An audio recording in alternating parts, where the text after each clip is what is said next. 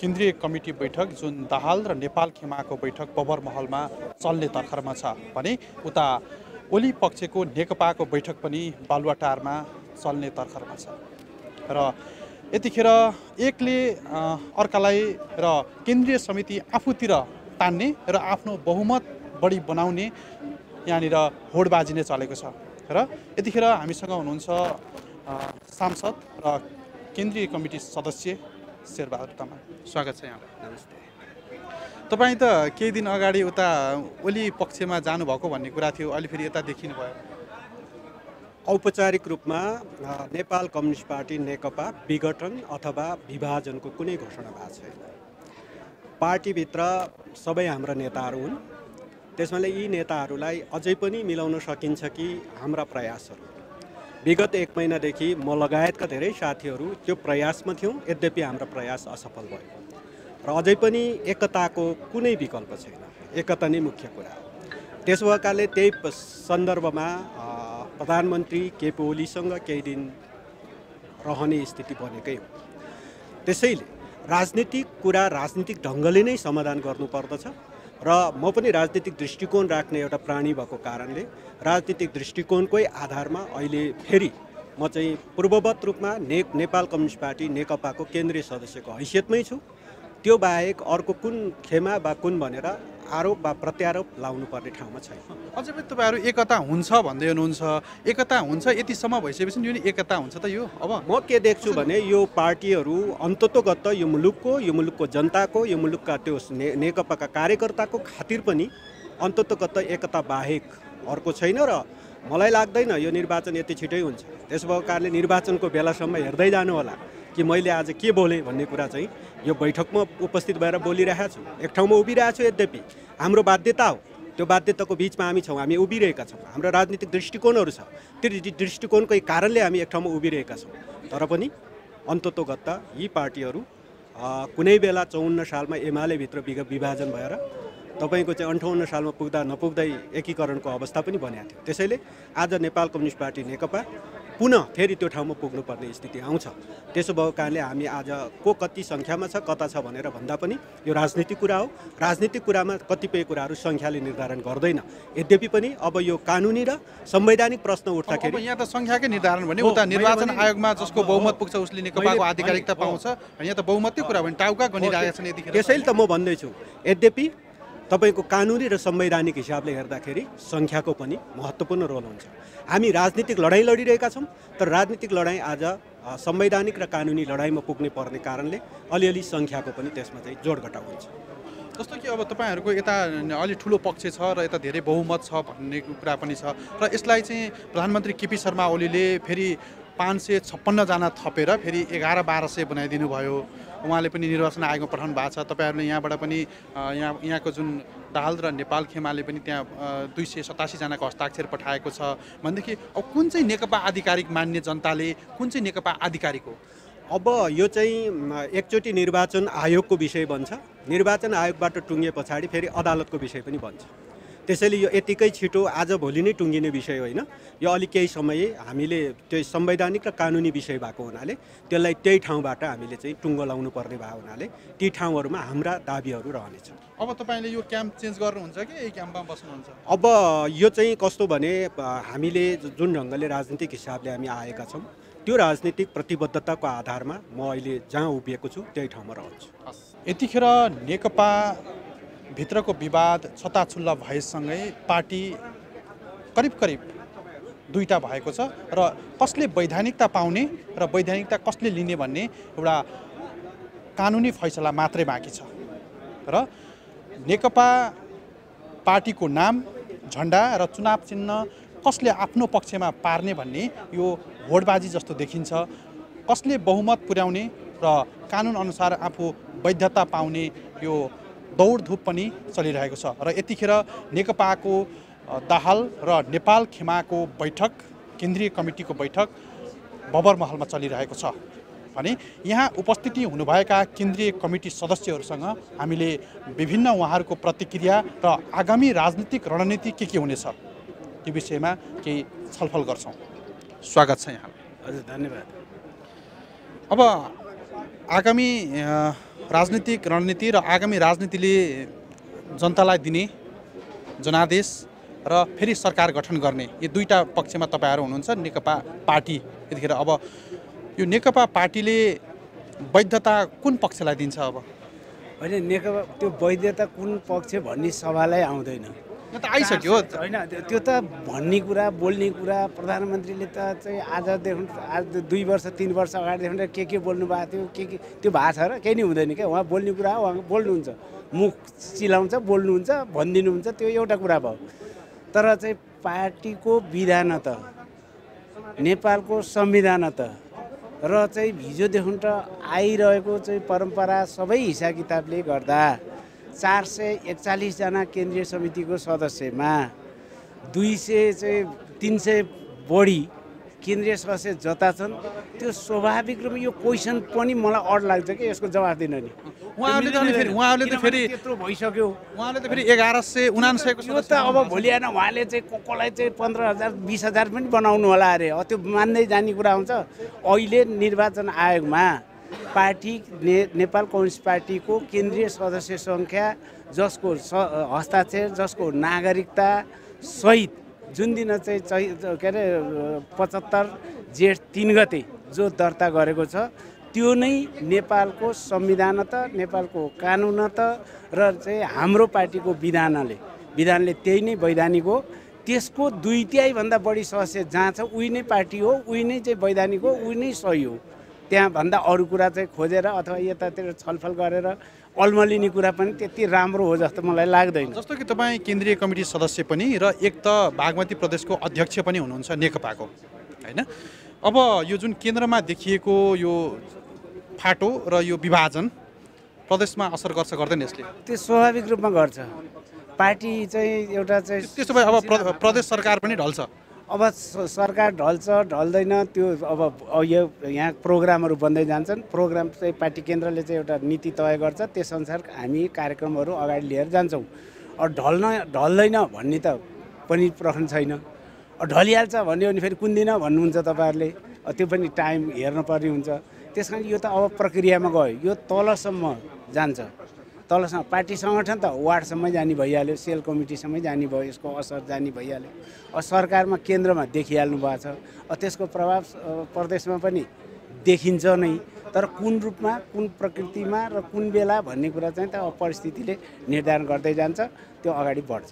प्रधानमन्त्री केपी शर्मा ओलीले त प्रदेश चलाउने हो भनेदेखि मैले थप कडा कदम चाल्छु भनेर हिजो पनि सार्वजनिक रूपमा भन्नुभएको छ भने अब उहाँको नजरमा उहाँको कडा कुरा त हो यही हो। विधान मिचेर, पद्धति मिचेर, संविधान मिचेर, होइन सिस्टमै मिचेर गर्ने उहाँको कडा कदम त्यही हो, जसलाई आम नेपाली जनता, आम राजनीतिक जगत, आम चाहिँ पत्रकार मतलब चाहिँ समूह, आम कानुनीविदहरू, आम नागरिक समाजहरू सबैले उहाँको जो प्रक्रिया र चाहिँ यो सिस्टम छ नि अथवा जसरी कदम चाल्छु भन्नुभएको छ त्यसलाई त कन्डम गरिसक्यो, त्यसलाई त नकारिसकेको छ। अब भोलि बिहान चाहिँ अब त्यो अराजकहरूले के गर्छन्, अराजकहरूले के चाहिँ व्यवहार देखाउँछन् भन्ने कुरा त त्यसलाई रोक्न सकिँदैन। उहाँले गर्ने कुरा गर्दै जानुहुन्छ, यता आफ्नो प्रक्रियामा पार्टी अगाडि बढ्ने कुरा चाहिँ बढ्दै जान्छ, त्यसमा चाहिँ कुनै दुविधै छैन, दुई मत पनि हुँदैन। जसरी तपाईँहरू यतिखेर यो दुई पक्षीय हुनुभएको छ, होइन? दुई पक्षीय हुँदै गर्दाखेरि अब आगामी दिनमा तपाईँहरूलाई जसरी 2/3 नजिकको एउटा जनादेश दिएर पठाएका जनताले फेरि तपाईँहरू निर्वाचनमा जाँदै गर्दाखेरि कसरी जानुहुन्छ, के भन्नुहुन्छ जनताहरूलाई? यो त गम्भीर प्रश्न हो, यो सामान्य कुरा चाहिँ होइन। किनभने हिजो हामीले चुनाव लड्दाखेरि 74 सालमा चाहिँ ल हामी चाहिँ स्थिर सरकार दिन्छौँ, समृद्धि दिन्छौँ, के अरे सुखी नेपाली समृद्ध नेपालको नारा दिएर गयौँ। जुन चिज अहिले जो हुन सकेन, हुन नसकेको र जनताका बिचमा यो सरकार राख्ने हो भने त अझ कुन नाकले जाने भन्ने चाहिँ क्वेसन खडा भयो क्या हाम्रो अगाडि सामुन्ने। 2 वर्षभन्दा बाँकी छैन, सरकारको गति यस्तो छ, पार्टीको हालत यस्तो बनाएको छ, त्यसले गर्दा अब यो हुँदैन, यसलाई करेक्सन गरेर जानुपर्छ भनेर चाहिँ पार्टीभित्र छलफल गर्न खोज्दा यो स्थिति आयो, होइन? भनेपछि एउटा 50% त अब चाहिँ यही स्थितिले गर्दा चाहिँ पार्टी यो हुन पुग्यो। त्यसकारण चाहिँ माफी माग्दै अबका दिनमा हामी चाहिँ ठिक ढङ्गले जान्छौँ भन्ने कुरा नै हो। यो क्वेसन पेचिलै छ। तपाईँहरूले भनेकोमा चाहिँ हामीले होइन भन्ने कुरा हुँदैन। यसलाई चाहिँ फेरि यो 2 वर्षभित्र हामी सम्हालिँदै त्यसलाई चाहिँ सही ट्र्याकमा ल्याउँदै जनताको एउटा विश्वास दिलाउँदै जनतासँग चाहिँ एकाकार हुँदै 2 वर्षसम्ममा हामीले फेरि परिस्थितिलाई नयाँ ठाउँमा पुर्याउँछौँ भन्ने एउटा विश्वासका साथ आजकै स्थितिमा भोलि यहाँ नै मत माग्न जाने भने तपाईँले भनेको सही हो। तर चाहिँ यो 2 वर्ष बाँकी छ नि। अब यो 2 वर्षमा त हामी चाहिँ जनताको बिचमा चाहिँ व्यापक रूपमा जान्छौँ र चाहिँ जनतालाई चाहिँ ठिक ट्र्याकमा चाहिँ सम्झाउँछौँ र चाहिँ फेरि चुनावको चाहिँ एउटा नियमित प्रक्रियामा फेरि गइहाल्छ। किनभने जनतालाई विश्वास लिने कुरा नै हुन्छ मुख्य कुरा। हस्, धन्यवाद समयका लागि। यतिखेर नेकपाको विवाद चुलिएसँगै नेकपा 2टा भएको छ, तर औपचारिक घोषणा भने हुन बाँकी छ। र आगामी दिनमा जुन 2 नेकपा भएका छन् र एकले अर्कालाई हिलो छ्यापाछ्याप र आफू वैधानिक नेकपा भएको र दाबी पनि गरिरहेका छन्। यता माधव कुमार नेपाल र पुष्पकमल दाहाल प्रचण्ड पक्ष र उता केपी शर्मा ओली पक्ष। र यतिखेर हामी यहाँ माधव नेपाल र पुष्पकमल दाहाल प्रचण्ड पक्षको केन्द्रीय कमिटी बैठकमा छौँ र हामीसँग हुनुहुन्छ केन्द्रीय कमिटी सदस्य तथा पूर्व सभामुख ओनसरी घरती। स्वागत छ यहाँलाई। हजुर, धन्यवाद छ। अब नेकपा लगभग विभाजन भइसक्यो भन्दा पनि भयो। अब औपचारिक घोषणा हुन बाँकी छ। यो पनि अब कानुनी हाताभित्र गइसक्यो, फैसला उतापट्टि छ भने अब आगामी दिनमा तपाईँहरू जुन प्रचण्ड र माधव नेपालले नेतृत्व गरेको नेकपाको रणनीति के हुन्छ आगामी दिनहरू? पहिलो कुरा म यो स्पष्ट गर्न चाहन्छु कि नेकपा फुटेको छैन, एकताबद्धै छ। अब यतिसम्म भइसकेपछि कसरी एकता भन्ने र? त्यो एउटा चोइटिएर जाने कुरा त हुनसक्छ। बसको यात्रा जस्तै मान्छेहरूको कसैको स्टेसन आइपुगेको हुनसक्छ, होइन? त्यो चाहिँ त्यसरी चोइटिएर जाने कुरालाई त हामीले पार्टी फुट भन्न मिल्दैन। किनभने यहाँहरूले देख्नुभयो निर्वाचन आयोगमा मात्रै पनि हाम्रो 290 जना सदस्यहरूको सिग्नेचर गइसकेको छ, होइन? उतापट्टि चाहिँ मुस्किलले अब 100 पनि नपुगिकन एउटा चाहिँ सानो भेला गरिकन त्यसलाई चाहिँ आधिकारिक भनेर उहाँहरूले भन्न मिल्दैन। त्यसैले मलाई के लाग्छ भने मानिसहरू विचाराधीन होलान्, विचार विमर्शमा होलान्, होइन? तर आजको दिनमा चाहिँ जे बैठक हामीले सञ्चालन गरिरहेका छौँ यो नेकपाको केन्द्रीय कमिटीको पूर्ण बैठक हो र गत स्वयं अर्का अध्यक्ष हामीले आज हटाइएका पूर्व हाम्रा अध्यक्ष केपी शर्मा ओली आफै उपस्थित भएर बसेको ठाई कमिटीको बैठकले चाहिँ मिति निर्धारण गरेको 7 गतेको केन्द्रीय कमिटीको बैठक हो। त्यसैले यो वैधानिक यो पूर्ण बैठक जसरी चाहिँ आज चलिराखेको छ, त्यसैले मैले चाहिँ दाबीका साथ भन्छु नेकपा फुटेको छैन। हामी एकजुट छौँ, कोही चोइटिएर जान सक्छन्, गएका छन्। जस्तो यहाँनिर एकले अर्कालाई कारवाही गरेर अध्यक्ष हटाउने एकापट्टिबाट, अर्कापट्टिबाट प्रवक्ता हटाउने यस्तो भइराखेको छ। तपाईँहरू एक छौँ भन्नुहुन्छ, लगभग विभाजन भइसक्यो। अब नेकपा पार्टी चुनाव चिन्ह कसको पक्षमा भन्ने बहुमतले देखाउला। आधिकारिकता के हो यो निर्वाचन आयोगकोमा गइसकेको छ अथवा अदालतमा जाला। अब आगामी दिनमा तपाईँहरू नयाँ सरकार बनाउन जुन संसद बिउत्यो भने नयाँ सरकार बनाउनपट्टि जानुहुन्छ कि नयाँ जनादेशपट्टि जानुहुन्छ? हजुर, यो त एकदमै स्पष्ट कुरा छ। के स्पष्ट कुरा छ भनेपछि हामीले चाहिँ नयाँ जनादेशको कुरा त कसरी गर्न सक्छौँ र? संविधानमै नभएको व्यवस्थाको विरुद्धमा, होइन, संविधानमै नभएको व्यवस्थाको पक्षमा हामी चाहिँ जान सक्ने कुरा त आउँदैन नि। त्यसैले सबैभन्दा पहिले हाम्रो कदम के हुन्छ भने संविधानमा भएको व्यवस्थालाई जसरी चाहिँ आज चाहिँ उल्लङ्घन गरिएको छ संविधानको रक्षा गर्छौँ हामी र संसद पुनर्स्थापना गर्छौँ र हामीले चाहिँ संसद पुनर्स्थापना पछि नियमित गतिविधिहरू जे हुन्छन् हाम्रो संविधानले हाम्रो कानुनले दिएको व्यवस्था के हुन्छ त्यस बमोजिम हामी नयाँ लिडरसिपको आधारमा अगाडि बढ्छौँ। जस्तो तपाईँहरूले प्रधानमन्त्री केपी शर्मा ओलीलाई चाहिँ संसद विघटन गर्न बाध्य पार्नु भयो अरे, के गर्नुभयो त्यस्तो बाध्य पार्नको लागि? मलाई त थाहा छैन, कुनै पनि बाध्यता उहाँलाई आइलागेको थिएन। उहाँले आफूले चाहेको राष्ट्रपतिज्यू हुनुहुन्थ्यो, जसले आज उहाँको कदमको 1 सेकेन्ड ढिला नगरेर प्रमाणीकरण पनि गर्नुभयो। आफै प्रधानमन्त्री हुनुहुन्थ्यो, त्योभन्दा ठुलो ठाउँ के थियो र? हामीले चाहिँ घेराबन्दी गर्नको निम्ति हाम्रो हातमा के थियो र त्यस्तो हतियार। त्यसैले मलाई चाहिँ यो कुरा अचम्म लागेको छ उहाँले भन्नुभयो रे। त्यसैले मलाई के लाग्छ भने हामीले बरु प्रश्न यो उठाएका थियौँ, देशमा सुशासन भएन, भ्रष्टाचार भयो, यहाँ चाहिँ अनियमितता बढ्यो, यसलाई हामीले कन्ट्रोल गरौँ। कम्युनिस्ट सरकार भनेको समाजवादको लक्ष्य उद्देश्य लिएको पार्टी हो, समाजवादको आधार तयार गर्ने कार्यक्रमहरू गरौँ। यहाँ चाहिँ जसरी चाहिँ राम्रा राम्रा प्रशासकहरू छन् यो देशमा चाहिँ एकदमै यो देशलाई अगाडि बढाउनको निम्ति सच्चा दिल भएका, सच्चा भावना राख्ने मानिसहरू छन्, ती सबैलाई काम दिउँ, यति त भनेका थियौँ नि। त्यो भन्नुमा उहाँले घेराबन्दी ठान्नुहुन्छ भने हाम्रो दृष्टिकोणै फरक हो, हाम्रो वैचारिक धरातलै फरक हो, हामीले सोच्ने तरिका नै फरक पर्यो जस्तो लाग्छ। अब सर्वोच्च अदालतमा गइसकेको जुन संसद विघटनको रिट छ त्यहाँ गएर अड्केको छ, सर्वोच्चले अथवा संसद विघटनको पक्षमा अथवा विपक्षमा जे फैसला गर्ला उसको कुरा भइरह्यो। यदि पक्षमा फैसला गर्यो भने प्रधानमन्त्री केपी शर्मा ओलीले वैशाखको 2078 साल वैशाखको 17 र 27 गते चुनावको घोषणा गर्नुभएको छ। चुनावमा जान तयार हुनुहुन्छ?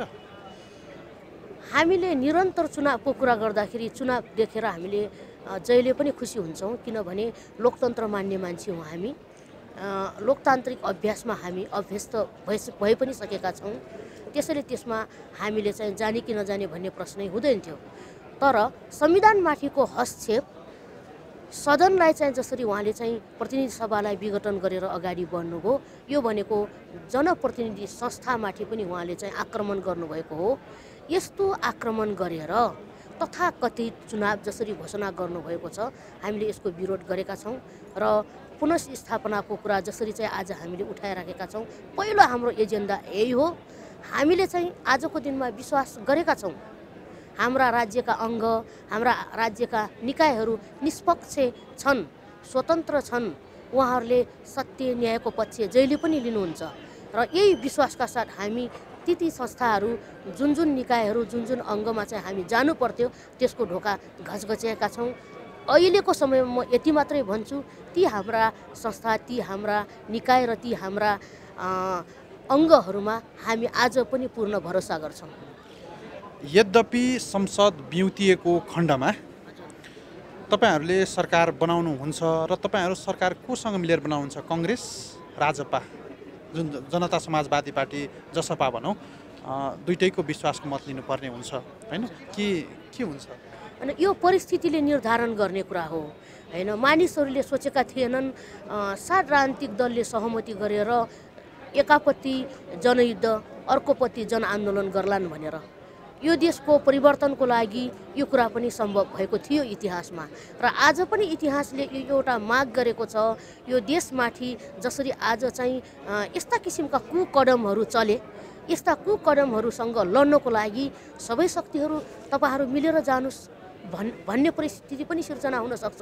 त्यसैले यसै म भन्न सक्दिनँ, तर परिस्थितिले सिर्जना गरेको यो समस्याको समाधानको लागि जसले राष्ट्रको पक्षमा, जनताको पक्षमा, संविधानको पक्षमा, हाम्रा आज चाहिँ खोसिएको अधिकारको पक्षमा आउनुहुन्छ, उहाँहरू सबैसँग हामी कार्यगत एकता गरेर जान तयार छौँ। हजुर, धन्यवाद छ। उहाँ हुनुहुन्थ्यो नेपाल कम्युनिस्ट पार्टी नेकपाका केन्द्रीय सदस्य जुन ओली र दाहालको चर्किदो विवाद यतिखेर विभाजनको सङ्घारमा पुगिरहेको बेला र उहाँ केन्द्रीय सदस्य हुनुहुन्छ र पूर्व सभामुख पनि हुनुहुन्छ।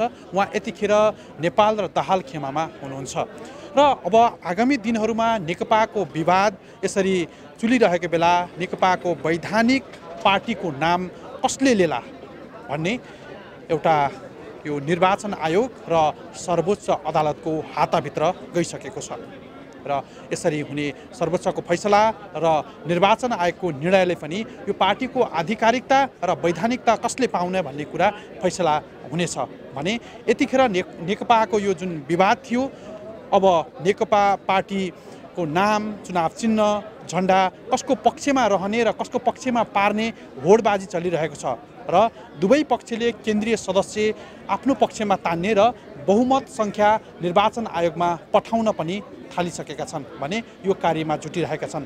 एकले अर्कालाई हिलो छ्यापाछ्याप गर्ने र एकले अर्कालाई बहुमतबाट परास्त गर्ने यो रणनीति पनि बुनिरहेका छन्।